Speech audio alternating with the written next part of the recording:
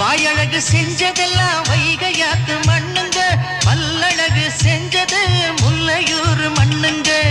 நெத்தி செய்யும் மண்ணுக்கு சுத்தி சுத்தி வந்தேங்க, நிலாவில் மண் எடுத்து நெத்தி செஞ்சேன் பாருங்க.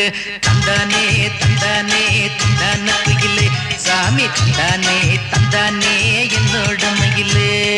தஞ்சாவூர் மண்ணி எடுத்து தாமிரபரணி தண்ணிய விட்டு சேர்த்து சேர்த்து செஞ்சது இந்த பொம்மை. இது பொம்மை இல்ல பொம்மை இல்ல பொம்மை.